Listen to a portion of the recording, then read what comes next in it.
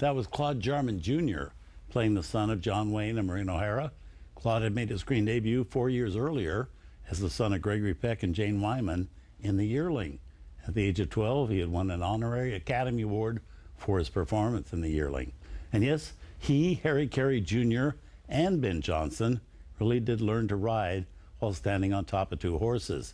They call that Roman riding, and the director of the film, John Ford, didn't really give them a choice about the stunt. Ford said to them very firmly, learn to do it. And they did. Well, despite being veteran horsemen, it took Jonson and Carey several weeks to master the skill. Then Claude Jr. came in, watched them do it, and then without any warm-up or any training, Claude duplicated the stunt like a pro. Up next, more with Star of the Month, Maureen O'Hara. This time she's teamed with another screen legend, Henry Fonda. A very touching family drama that later inspired the TV series The Waltons.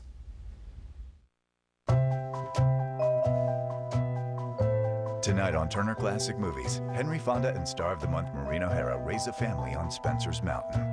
Then O'Hara's children want to break up their mother's affair in the Battle of the Via Fiorita. And Maureen is a secret agent woman in Fire Over Africa. The 2014 TCM Classic Cruise is fast approaching, and we're excited to announce this year's lineup. Shirley Jones, Richard Dreyfuss, Anne Blythe, Tab Hunter, and more special guests. It's a dazzling lineup of classic films and unforgettable events aboard the luxurious Disney Magic. TCM hosts Robert Osborne and Ben Mankiewicz will also be there as we plot a course from Port Canaveral to Castaway Cay, Disney's private island paradise, and Key West, October 21st through the 26th. Visit tcmcruise.com or call 1-877-223-7030.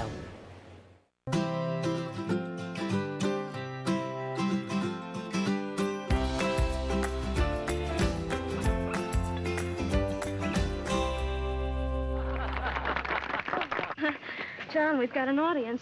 Well, you just wait till you see the audiences you're going to have. 2 words, Judy Garland, and you have a box office triumph. Those were the days.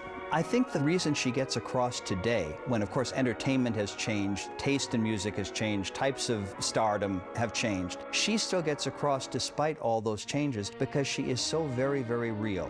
It's an adjective that the people who worked with her, who saw her, you know, from the 30s to the 60s, always brought up, that there was no artifice about her. Will you do something for me? If I can. Will you sing me a song? How do you know I can? Because you sing when you talk, when you walk. Why, your eyes are... Why, they're singing right now. Perhaps if her talent had been more artificial, she would have been more self-protected. But she put herself out there every single time. And that's why kids now, they still will sit up and pay attention because they realize something's going on there. Watching clouds drifting by. This is not somebody who's singing with her eyes closed and emoting for herself. This is not somebody who has edited every 3 notes into a video or something that's pre-recorded or something that is flash powder and special effects. It's one woman standing there doing it for real with the immeasurable talent she really had.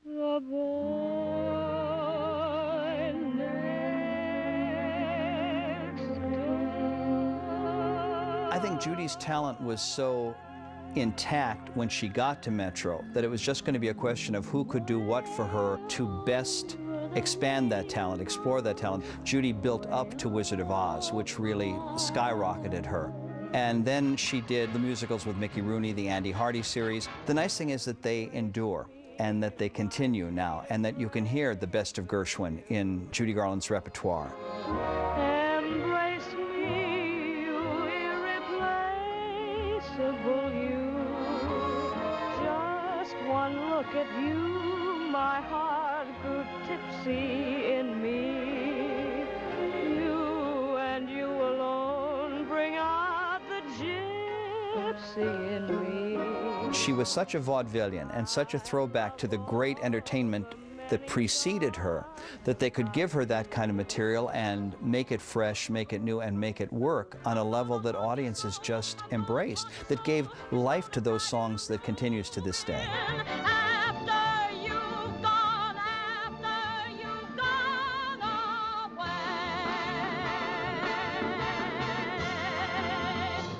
There's a great story about a party at June Allison and Dick Powell's house, and it was a Hollywood party, and it was a work night, a weeknight. So most of the guests went home early, but Judy was there, and Van Heflin and his wife, and June and Dick, and Judy sang until the sun was coming up at 6 o'clock the next morning. And Van Heflin's wife kept saying, Van, you've got to go to work. You're in the middle of production on a film. And he said, no, we're not leaving. We're not leaving. And all the way home, by dawn's early light, Van Heflin in the car said to his wife, only once in a lifetime do you get to experience something like this. And I might as well face it, I'm in love.